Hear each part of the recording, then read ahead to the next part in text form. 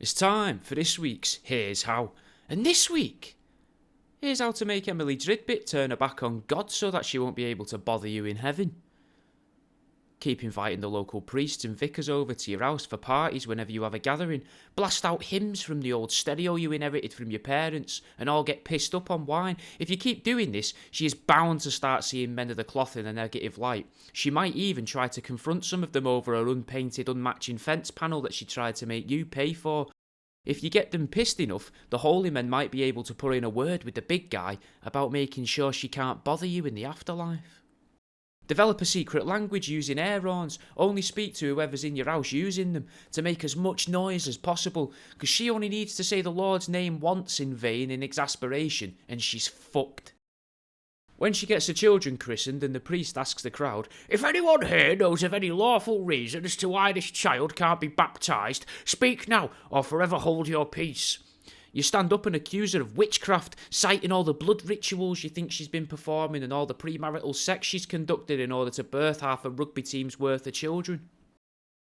Keep slipping alternative sources of a word into a letterbox, anything you can find. Those leaflets that the old women in town give out, USB sticks with video recordings of that fella that stands outside the pound shop, and screams about why you're all going to go to hell. Maybe knock up a few pamphlets of your own with your own version of the Ten Commandments titled New and Improved. Who knows, if you can find the time, you could even start writing the next testament that turns the New Testament on its head and leads her to a life of sin in God's eyes, all while she believes she's following the Word. Keep dropping a shiny pound coin outside her house so that her or one of her children can find it.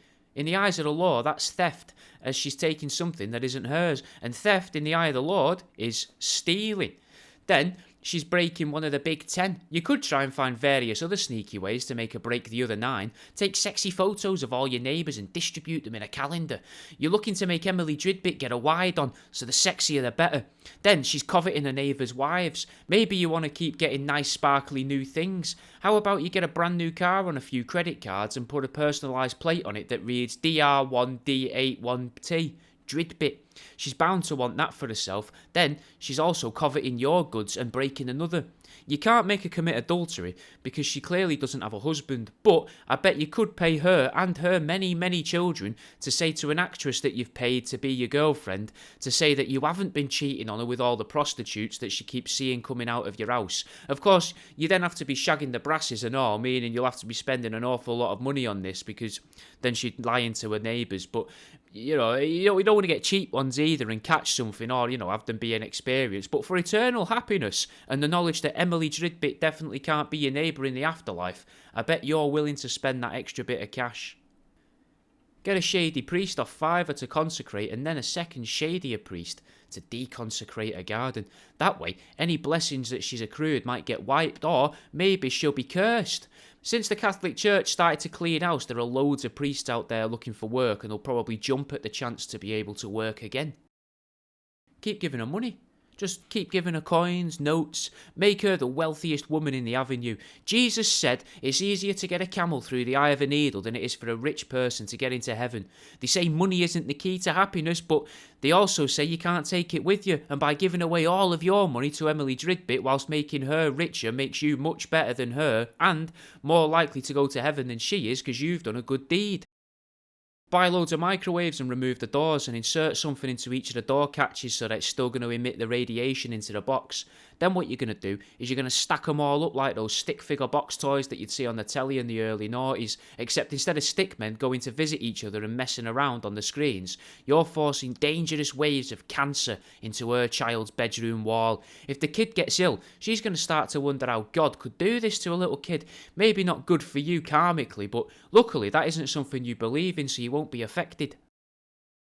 Bury a nosepipe in your garden so the end of it's under the dividing fence between your back gardens. Then, every time you're home and it rains, turn that hose on so her garden gets particularly flooded and waterlogged, leaching any useful chemicals and minerals in the garden away to kill all of the flowers and grass that grows up between the patio flags. After a year or so, that ripped up trampoline in her garden and that washing machine she's left there should become a bit submerged in the mud, and every day she looks out of that kitchen window, she won't be reminded of the beauty of the world. Instead, she'll be thinking that it's all ugly and unfair, making her doubt God's wisdom and denying his majesty.